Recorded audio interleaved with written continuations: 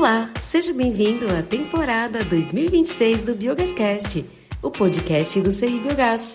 Aqui a gente recebe nossos convidados e parceiros para falarmos sobre tudo o que movimenta o setor de biogás, biometano e combustíveis avançados no Brasil e no mundo. Tendências, mercado, inovação, políticas públicas, cases de sucesso, sempre com os assuntos mais interessantes desse segmento. O Biogascast está disponível em vídeo no YouTube e em áudio no Spotify, para você acompanhar como e onde preferir. Então, já aproveita para seguir os canais do CI Biogás nessas redes, ativar as notificações e acompanhar a gente na sua plataforma favorita. Assim, você não perde nenhum episódio e fica por dentro de tudo o que está acontecendo no universo do biogás. Aumenta o volume e vem com a gente! Olá pessoal, sejam todos bem-vindos a mais um episódio do Biogascast, temporada de 2026. Eu sou a Bruna Esmanioto, sou coordenadora do Biogas Clube e hoje estou aqui com 3 convidadas muito especiais. A Laura Rocha, da Raceline, a Marília Vieira, da Evonik e a Tatiana Tagata, da Mayecal. Hoje estamos aqui para falar de um assunto muito importante, que é como a escolha das parcerias corretas impacta na qualidade dos projetos que são implantados.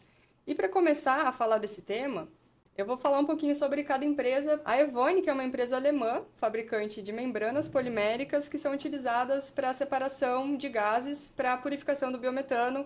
A Raceline é uma EPC norte-americana, né, fabricante de equipamentos para purificação. E a Mayecal é uma empresa japonesa que fabrica compressores de alta pressão que são utilizados também em projetos de biogás. Então, para falar um pouco desse tema, né, de contextualizar como essas parcerias necessárias para colocar um projeto de biogás em pé são importantes, eu queria ouvir um pouquinho de cada uma em sua área de atuação, em quais são os principais desafios enfrentados hoje para colocar um projeto no papel. Então, Laura, se puder começar, por favor. Claro, Bruna. Vamos lá, no caso da Raceline, o primeiro ponto importante que a gente identifica com os nossos clientes numa visita é a finalidade energética, porque hoje a gente tem várias aplicações, então a energia térmica, energia elétrica e o biometano. Muitos casos a gente usa a energia térmica, pode ser uma finalidade para esse cliente, a energia elétrica também, mas a gente está vendo muitos clientes sentindo essa necessidade de migrar para o biometano. É importante citar que nem sempre o biometano vai ser a melhor escolha para esse cliente. A gente precisa analisar a questão do CAPEX, quanto vai ser esse investimento, e se ele de fato tem o intuito de trocar uma frota, por exemplo, para substituir um diesel por biometano. Então, todas essas variáveis a gente analisa num primeiro momento com esse cliente. Marília, se puder comentar um pouquinho sobre a atuação da Evonik, né, em relação aos desafios enfrentados. Sim. Bom, uma vez que a Raceline identifica uma oportunidade, né, traz esse desafio para a Evonik para a gente trabalhar junto, a gente tem que pensar na melhor configuração das membranas que vão ser escolhidas, né? A gente tem algumas diferentes opções no nosso portfólio, né, de tamanho, de capacidade de separação, enfim. Então, a gente precisa de alguns inputs aí de dados, tanto de entrada quanto de saída desse gás, né? Então, como vai entrar esse biogás, qual que é a composição dele, a temperatura, a pressão, e o que o cliente final da Raceline espera naquele biometano, em termos de pureza, enfim, se tem certificação. E aí, com isso, a gente vai montar o melhor design, a melhor configuração de membranas para passar para o nosso parceiro. E Tatiana, do lado da Mayecal, da parte de compressão, quais seriam esses desafios? Olha, para nós, o desafio, quando recebemos a solicitação da Raceline, a gente sempre avalia como que está o gás antes de entrar no compressor. Porque o compressor é uma máquina térmica, então qualquer variação de temperatura, pressão, como a Marília bem mesmo disse, influencia no dimensionamento da máquina. E muitas vezes o dimensionamento da máquina errado acaba acarretando em um CAPEX muito alto, um dimensionamento mal feito, e assim acabam se comentando os desafios que temos no projeto. Entendi. E ainda falando um pouco sobre esses desafios, né, na prática, os riscos, quais são os riscos mais comuns que podem impactar esses projetos? Bom, no caso da Raceline, Bruna, um dos riscos mais comuns é a definição por parte do cliente das premissas iniciais de maneira incorreta, principalmente nos casos em que os clientes já estão gerando biogás, tem alguns clientes que a gente atende dessa maneira, que estão, por exemplo, queimando esse biogás num flare, ou que já tem o sistema de biodigestão instalado, já com o sistema de tratamento de efluentes rodando, e eles chamam a gente para fazer o dimensionamento do equipamento do upgrading. Nesse momento, normalmente, como esse cliente ele só utiliza a biodigestão para tratar esse efluente, normalmente não há uma medição periódica, né, das questões de vazão e composição do gás. Então, esse dado, normalmente, a gente precisa aprofundar e pedir para que esse cliente, ele meça, tenha as medições diárias na sua operação, para a gente ter uma curva e gerar uma média razoável, tanto de vazão quanto da composição desse gás, para a gente conseguir dimensionar o equipamento da maneira correta. Marília. No caso das membranas, né, apesar de elas terem um processo super simples, né, serem de fácil operação, elas têm determinadas condições de contorno que precisam ser seguidas, né? Então, a gente tem ali um pré-tratamento antes, né, para esse gás entrar o mais limpo possível, né, esse biogás cru. E como que a Evonik evita esses riscos, né? Justamente selecionando os parceiros corretos, né? Então, a gente até, desde que a gente começou a operar lá em 2011, a gente tem um modelo de negócios que é adotado globalmente. É um pouco restrito, talvez, mas a gente é bastante seletivo nos nossos parceiros, né? Então, a partir do momento que a Evonik aprovou, né, como que eu vou dizer aí, o onboarding, esqueci a palavra em português, da Roseline, é porque a gente realmente foi lá, viu que é um parceiro capacitado para cuidar de todas as etapas aí do upgrade que ele está fornecendo. Afinal, ele tem uma planta completa, mas as membranas da Evonik estão ali junto, né? A mesma coisa ali para o compressor da Maekaw. Aí já puxando o gancho para a compressão. Sim, os riscos, né? A gente, como o compressor está sempre nas etapas intermediárias entre captação, purificação e depois injeção, ou na parte de invase dos cilindros, né? Então, as interfaces, às vezes mal definidas, acabam interferindo um pouco na performance dos nossos compressores. Então, a gente sempre faz reuniões com os clientes, com parceiros como a Roslin, muitas vezes com os purificadores, para tentar entender quais são os riscos que os nossos compressores devem ser antecipados para que o gás venha na pressão correta, na temperatura correta e o mais limpo possível, né? Para que a gente acaba não deixando o biogás assim, de uma forma que posteriormente possa ser prejudicado na hora de fazer a conversão para o biometano. Muito bem. E para que esses desafios e riscos sejam minimizados ou até eliminados? Aí vem a importância, né, da escolha dos parceiros corretos para colocar um projeto em pé. E a Raceline, junto com a Evonik e com a Maekaw, estão atuando em um case, né? E aqui no Brasil, o primeiro case de vocês em conjunto. Laura, como que a escolha, né, desses parceiros corretos impactam no resultado final do projeto? Não, perfeito, Bruna. É super importante esse ponto. Eu acho que, assim, a Raceline, globalmente, em todas as nossas unidades, nós temos presença aqui no Brasil, mas mais de 11 unidades nos Estados Unidos, 2 na Polônia, 1 em Xangai. Então, ter parceiro, a Raceline já trabalha com um modelo de parceria global com alguns fornecedores, porém, aqui no Brasil, nós estamos apenas há 5 anos, com 2 anos, mais ou menos, já bem fortemente na parte do biogás e biometano, e esse ano com o nosso primeiro projeto, como você falou. Para que o nosso projeto seja competitivo, para que isso atraia, né, mais clientes, a gente precisa dessa definição dos parceiros locais. Então, a Evonik, por exemplo, já é um parceiro global desde já há muitos anos nos Estados Unidos, então a gente trouxe essa parceria global aqui para o Brasil também, com a entrega das membranas. Na questão da Maekaw, acho que foi super importante por uma questão de otimização até logística, porque a gente fica muito próximo na mesma cidade, né? Então, isso vai otimizar o que a gente tem, a construção a partir do momento do fechamento da proposta, a gente consegue construir esse projeto a 4 mãos, né, Tatiana? Então, acho que isso é muito bacana e vai agregar muito para o sucesso desse projeto no final dessa entrega. E para complementar, Bruna, também, internamente, nós fazemos uma análise criteriosa junto com as áreas de engenharia. Assim que a parte comercial, né, ela assim, se encerra, digamos assim, nós temos um time de engenharia que vai avaliar esses parceiros também, um time de projetos e, consequentemente, o time de suprimentos também, que vai concretizar aí a parceria com esses nossos fornecedores. Muito bom. E para que cases, né, como esses que vocês estão trabalhando em parceria, eles tenham um sucesso, além das parcerias corretas a serem selecionadas, a experiência prévia das empresas também é muito importante. Então, olhando para o lado técnico, né, Tatiana, do lado da Maekaw, o quanto a experiência acumulada das empresas vai impactar aí na viabilidade dos projetos? Olha, Bruna, uma pergunta muito importante. Eu acho que nesse momento que o mercado de biogás está crescendo, eu acho que mostrar a experiência é mostrar a confiabilidade de um projeto, né? Então, nessas parcerias que fazemos entre Roslin e Evonik, mostrar o quanto a Maekaw no mundo de compressão é experiente, né? Pois estamos aqui há 100 anos já de fornecendo compressores, 60 anos no Brasil.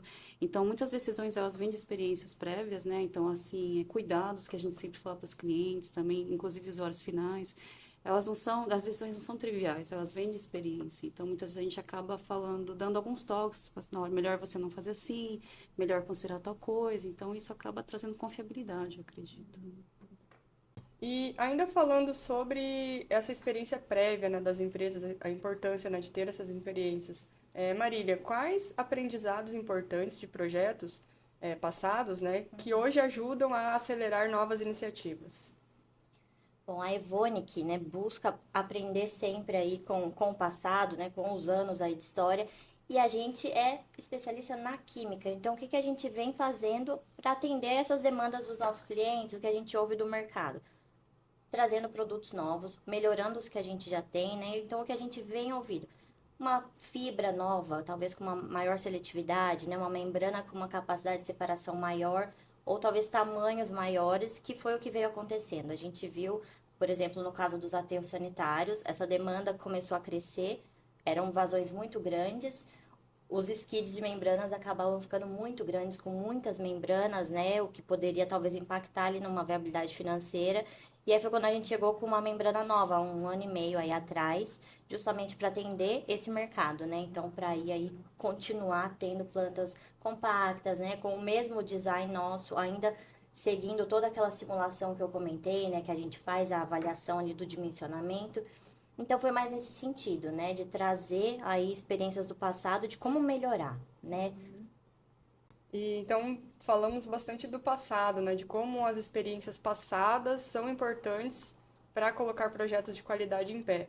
Mas quando a gente vai falar também de projetos firmes e de selecionar as parcerias corretas, a gente não pode esquecer também de pensar um pouco no futuro.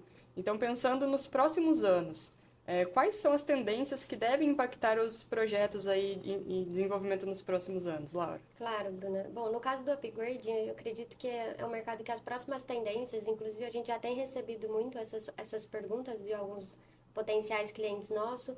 Primeiro, sobre como vai ser esse transporte desse biometano, que acaba sendo um complemento do nosso trabalho, né? Porque a gente faz o skid, que vai purificar esse biometano, mas no fim do dia a gente precisa entregar uma solução completa para esse cliente, porque ele vai precisar ou comprimir esse biometano numa outra alta pressão para abastecer seus veículos, ou ele vai fazer essa injeção no grid.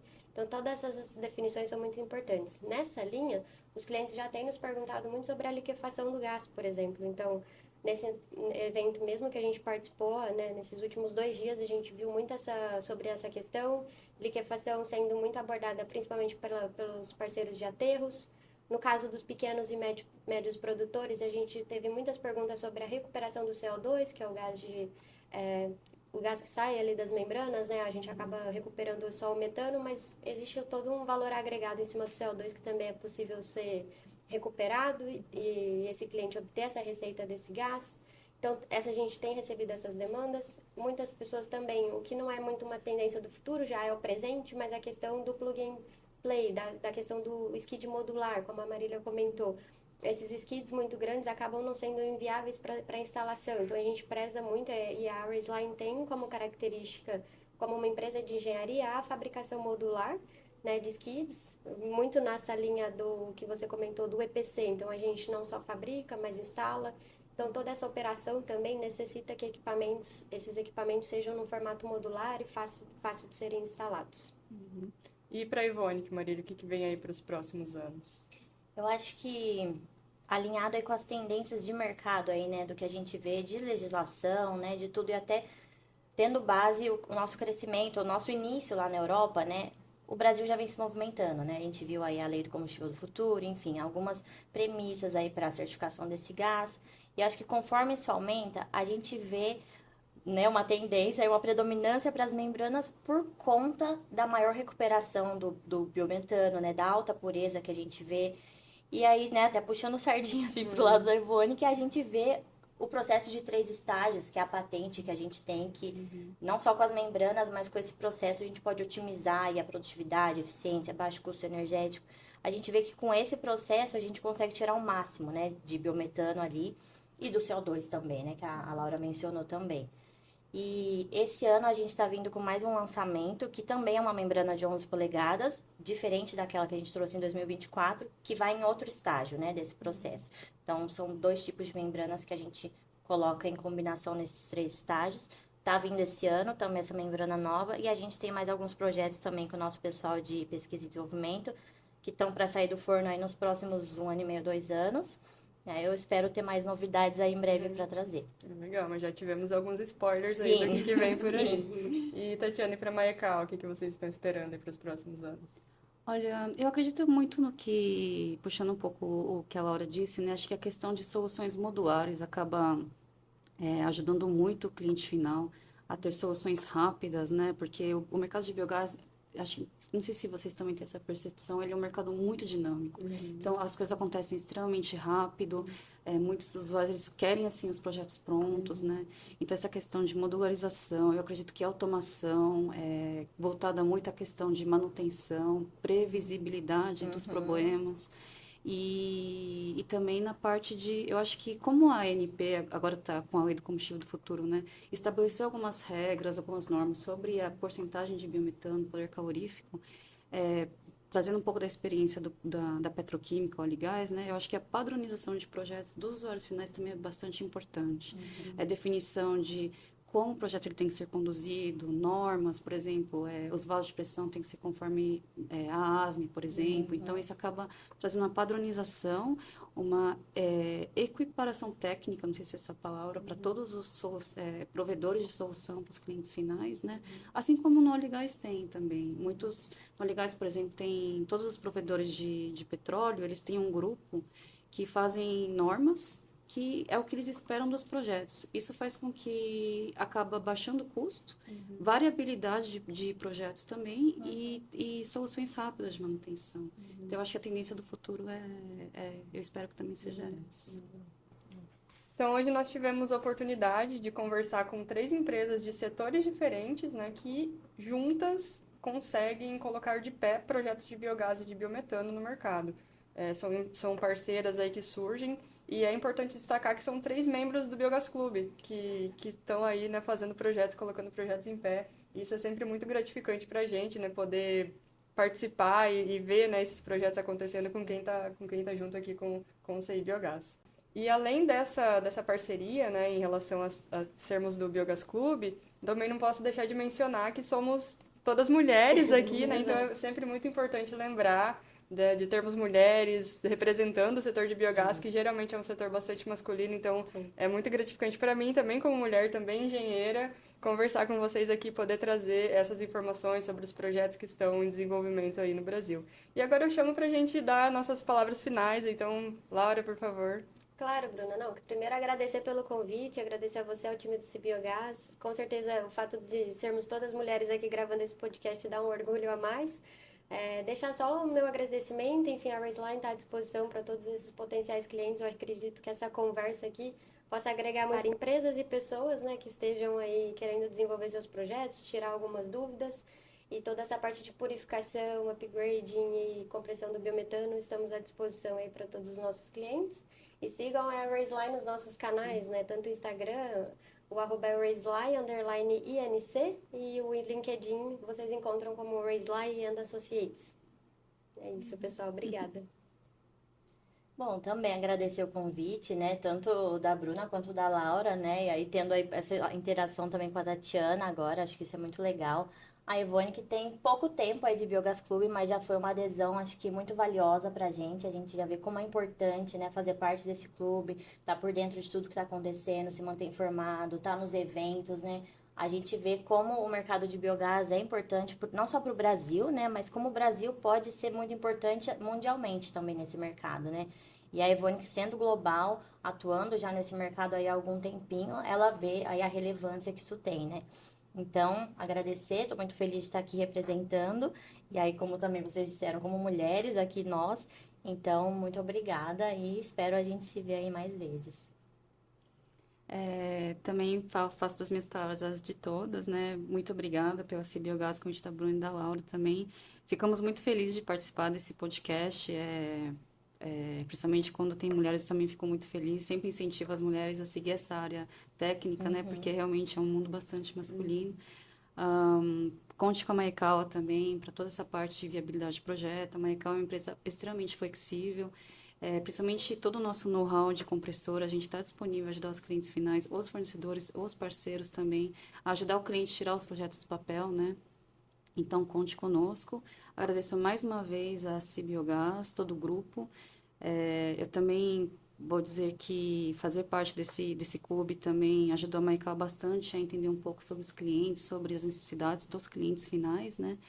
E muito obrigada, e também sigam a Maekawa nas redes sociais e conte com a gente. Obrigada pela participação de todas, obrigada por ter acompanhado o episódio até o final e até o próximo. Acompanhe o Sei Biogás nas redes sociais.